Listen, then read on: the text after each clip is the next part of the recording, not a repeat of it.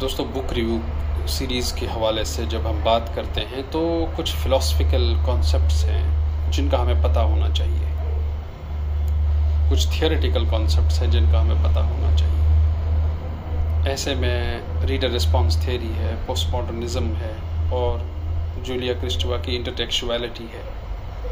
सबसे इम्पॉर्टेंट है 1967 में जो मशहूर एसे लिखा फ्रेंच लिटरेरी क्रिटिक रोना बार्थ्स ने, जिसका नाम था डेथ ऑफ द ऑथर। अगर हम बुक रिव्यू के परव्यू में रोना बार्थ्स ने क्या कहा है या रोना बार्थ्स के आइडियाज़ क्या हैं, उनसे हम बुक रिव्यू किस तरीके से मीनिंग समझ सकते थे, तो वो शुरू से ही उन्होंने क्रिटिसाइज़ किया जिसे हम कहते हैं traditional way of approaching and analysing a text. और ट्रेडिशनल वे क्या है, हम खुद बात कर चुके हैं तकरीबन 8 पार्ट्स में, जिसमें हमने तकरीबन हर जगह ये कहा कि ऑथर कौन है, वो कहाँ से लिख रहा है और उसका फील्ड ऑफ इंक्वायरी क्या है। ये बहुत इंपॉर्टेंट है एक टेक्स्ट को समझने के लिए। रोना बार्थ्स इस चीज़ को सिरे से खारिज करते हैं।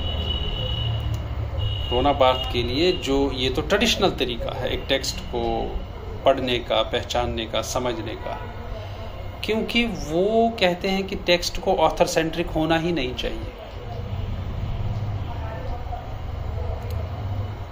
उसके लिए अगर हमको मीनिंग निकालना है, हमको टेक्स्ट से, सिर्फ टेक्स्ट से मीनिंग निकालना चाहिए। और बाद में वो इवन टेक्स्ट के मीनिंग को भी खारिज करते हैं। वो कहते हैं कि फर्ज कीजिए एक टेक्स्ट का मतलब क्या है, वो कहता है कि वे फिक्स ही नहीं है। जितने रीडर उसको पढ़ेंगे वो उसको अपने प्री कॉन्सीव्ड नोशंस के हिसाब से पढ़ेंगे, जैसे जूलिया क्रिस्टोवा कहती है इंटरटेक्चुअलिटी में। That's why Julia Kristeva influenced थी रोना बार्थ्स से। तो डेथ ऑफ द ऑथर में रोना बार्थ्स हमें ये समझाते हैं कि चाहे ऑथर सेंट्रिक या ऑथर हेजमनी का फोकस शिफ्ट होना चाहिए टुवर्ड्स रीडर। अब मीनिंग मेकिंग जो है या पर्टिकुलर टेक्स्ट का मीनिंग क्या है, वो कहते हैं फिक्स ही नहीं है, क्योंकि ऑथर ने जब लिखा तो वो भी ओरिजिनल नहीं है, वो किसी टेक्स्ट को ओरिजिनल नहीं मानते, क्योंकि जब ऑथर ने लिखा तब भी ऑथर इन्फ्लुएंस्ड था with lot many preconceived notions या जो उन्होंने बाकी वर्क्स पढ़े थे। और जब रीडर ने पढ़ा तो रीडर ने अपने प्री कॉन्सीव्ड थॉट, नोशंस, नॉलेज के हिसाब से पढ़ा। तो जितने सारे रीडर उतने सारे मीनिंग एक टेक्स्ट के। दैट्स वाई एक टेक्स्ट का मीनिंग फिक्स नहीं है। और दोस्तों, जब हम ये फोकस शिफ्ट करते हैं, बार्थ्स का मतलब है ट्रू मीनिंग जैसा कुछ होता ही नहीं है।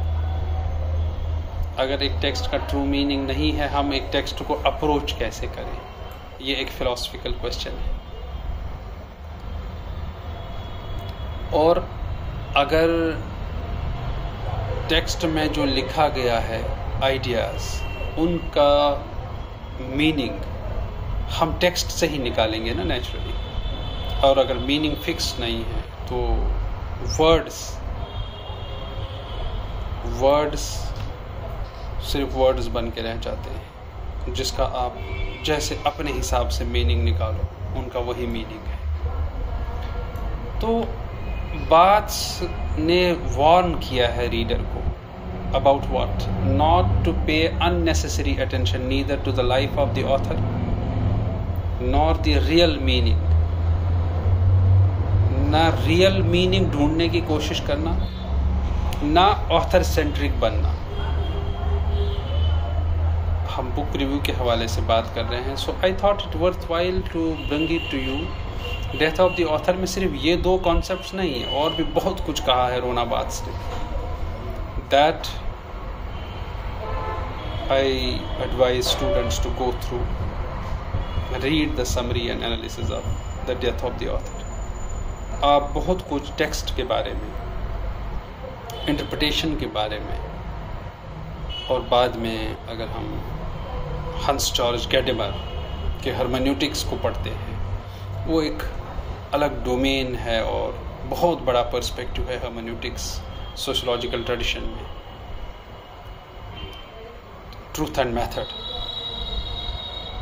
तो ट्रूथ क्या है और एक टेक्स्ट के अंदर क्या है, यह अगर हम किलफर्ड कीट्स के बारे में बाद में देखें, थिक डिस्क्रिप्शन, उन कॉन्सेप्ट्स को जो फ्यूचर रिसर्चर्स हैं जो अभी रिसर्च में आना चाहते हैं, ये वो सारे इतने इम्पॉर्टेंट कॉन्सेप्ट्स हैं जो रीडर्स को they should go through, specially students should go through. Death of the author आप सब पढ़िए, बहुत मज़ेदार है। Thank you.